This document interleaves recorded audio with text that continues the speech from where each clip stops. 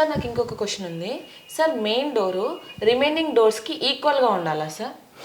So main door అనేది ప్రస్తుత కాలంలో మీరు ఎక్కడికి వెళ్ళినా, మామూలుగా మీరు మార్కెట్లో ఎవరైనా కొత్త ఇళ్ళు కడతారు కదా, ఒక్కసారి వెళ్ళి చూడండి.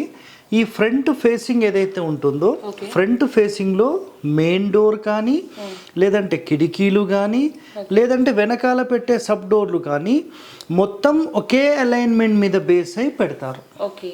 సో ఇక్కడ మెయిన్ డోర్ అనబడుతుందా? అనబడదు.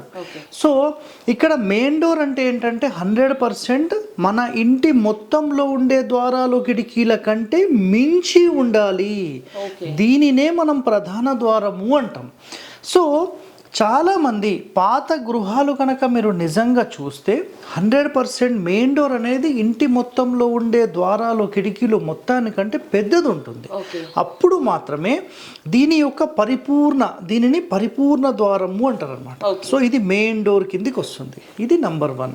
అన్ని ద్వారాల్లాగా ఇది కూడా సేమ్ పెడితే దాని వాల్యూ ఏం లేదు, సేమ్ వాల్యూ అనమాట.